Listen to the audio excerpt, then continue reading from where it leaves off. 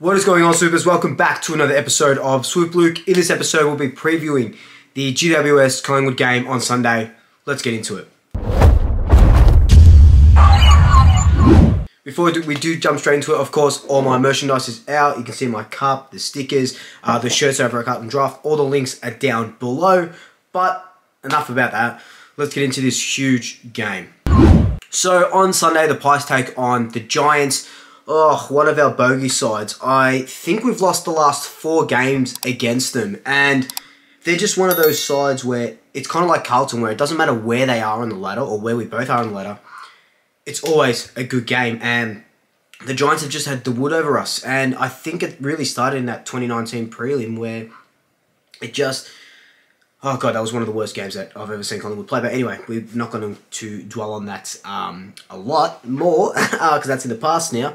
But yeah, look, the Giants, if there's any game that I am frightened for, it's this game. I was pretty confident going into the Carlton game. I was confident going into the Melbourne game. Not that we would win, but like we would put up a good contest. And now these Giants are just...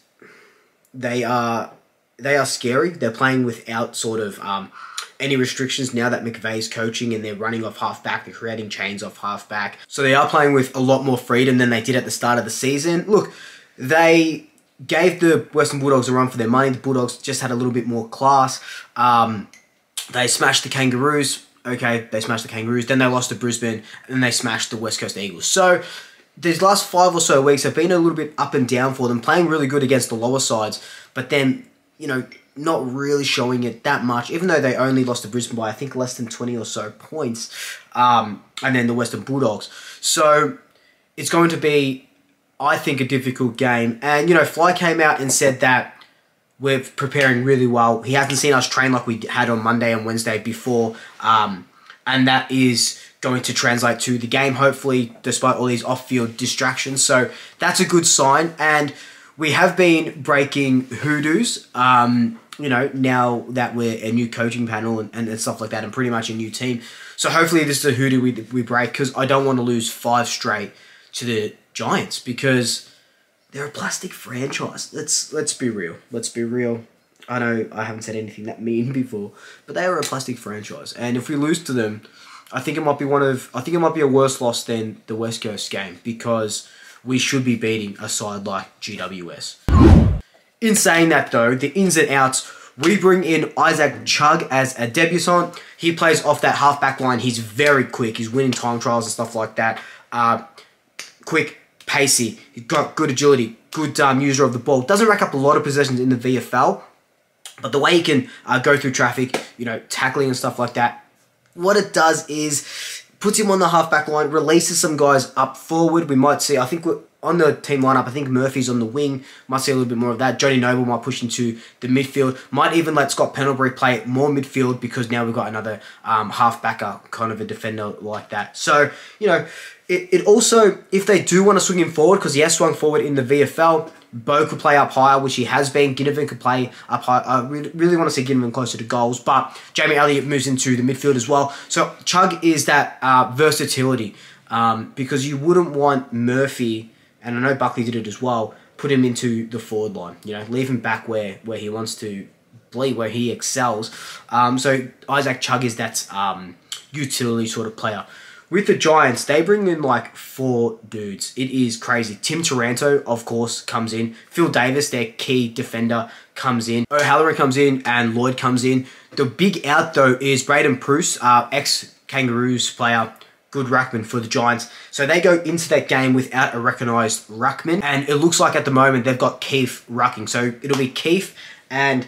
Look, I really don't watch a lot of... Maybe Himmelberg goes into the ruck. Nah, probably not. I don't really know who they would chuck into. So with that ruck, you think that Mason Cox, you think that Darcy Cameron will get first hands to it and they will dominate, because we know how good Cameron and Cox have been recently. And they showed it last week against Gawn and Jackson. I know we haven't been really good out of the centre, but we've been improving. And now without a recognised ruckman, the Giants will be on the back foot straight away, and we should be on that front foot. 2 ruckmen going up against Keith and whoever else they chuck in there. look, I'm not saying it's going to be an easy win in the ruck and in that centre, because it's not all about hit-outs, we know that. It's about getting your midfielders first hands to it, and it's getting those centre clearances. We should be able to navigate our way through that, and it will give us those opportunities going forward. It will give us those inside 50s, those repeat entries inside 50s. I think this game we could have over 65. I know that's a crazy number, but I feel like we will have a lot more inside 50s, and I think that for once I'm confident in our ruck craft against. And I know I'm only confident because there's no one going up against the Giants really.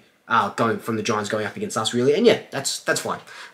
Bruce out helps us, which is really, really good. The biggest matchup, of course, is going to be who gets Toby Green. So Toby Green kicked 7 goals against the Western Bulldogs, and we know Braden Maynard absolutely loves playing against him. I think, was it last year though that Toby kicked 5 goals against us, or in a match recently he kicked 5 goals. So if you want to win the game, you have to stop him at all costs. And I don't mean stop him and make him only kick 3 or 4 goals. You've got to stop him, keep him to 1 or 2 goals. You know, when we were going into the Carlton game, I said, Curnow, I'm happy if he kicks 4 or so goals, because I know that, you know, around us, we would be able to stop him, because I know that we didn't have a fullback that could compete against him, big body, blah, blah, blah, blah, blah.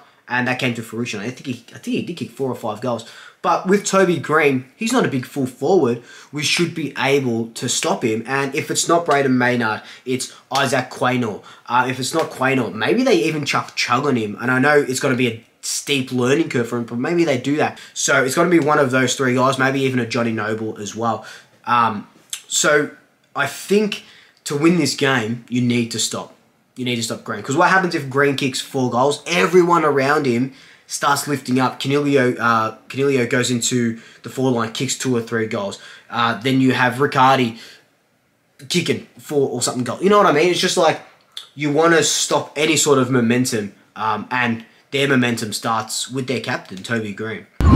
Another thing that's going to be really interesting now, without Jordan De Goey, and we know he's leave because of on personal leave and stuff like that, there is a spot in the midfield. If you look at the team sheets, they've got Nick Dacos in the middle, and it is going to be a huge game for him as well. I know he's dabbled in the middle and stuff like that, but this time, this game with no Jordan De Goey, he has to be that guy. Not has to be that guy. He will be one of those guys that powers us forward. I was talking about the Cox-Cameron ruck connection with the midfield. Nick Dacos is going to be that guy that's there to be that silky smooth Pendlebury-like player that helps us out. Pendles will go into the middle as well, but we need someone, or we need a couple of guys to now step up their game that Jordan De Goey is out, and he's not going to be that big bulking midfielder that we have. Crisp will go in there, Adams will go in there, but I'm very interested to see what Nick Dacos does against, you know, it's a star-studded midfield. Like, look at their midfield. Whitfield, Green, Ward, Canelio will go in there as well. So it's just they're a good side. They've got big names. It's like versing a team of freaking celebrities, the Giants, plastic celebrities. So if Nick Dacos is going to put a stamp on the competition, and he has recently, he just has to take it one step further against the Giants. And it's going to be exciting. It's going to be really exciting to see what he can do with... He'll probably play like 70% in the midfield, so it's going to be really, really exciting. Like I said, we shouldn't really drop a lot of games, and this is just our bogey side. It's just... These Giants, man, there's just something about them that just have the wood over us. And I think it's the 2019 Demons. And, you know, Lee Matthews came into the club this week, so that's going to help rev up the boys as well. Our 1990 Premiership coach, of course, an absolute legend. Craig McRae's coach for those 3 Premierships at the Lions. So that'll rev up the boys. It is halfway through the season now. It's the last 10 games. We can crank it up to 100. If we're going to be a finals contender, it starts on Sunday, and it starts with beating this plastic franchise club. And I think it's going to be a hard-fought win. I don't think we're going to win by 50 points. I think we're only going to win by about 14, 15 points.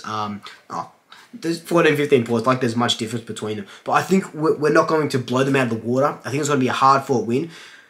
And these hard-fought wins are the ones that, you know, we've proven it against Hawthorn. We fought hard against Carlton and Melbourne to a point as well. These are the games that you need to win. I think this is going to be a slug, but I think we're going to get up, especially in Braden Maynard's 150th game. And Maynard, what's there to say about Maynard? He is just the guy that you would follow into war. White line fever. He loves this club so much. He wears his heart on his sleeve. I don't use the term lightly when I say that. He epitomizes the black and white spirit. Chris Mayne was another one that epitomized the black and white spirit, but Braden Maynard as well. Craig McRae came out on SEN yesterday and said that this is the guy that will fly the flag for you if there's any niggles or bumps or anything. Maynard is the first one in, and we absolutely know that, and we absolutely love him for it. So Maynard, congratulations on 150 games. But let me know your thoughts down below. Are we going to win? Are we going to lose? What do we need to do to beat this Giants side? Because look, they haven't been good this season. Yes, they're playing with a little bit more freedom, but I feel like so are we, and we're doing it better. But anyway, let me know your thoughts down below. In the meantime, like, comment, subscribe, tell your family, tell your friends, tell your pets, and until next time, double shackers, I'll swoop you later.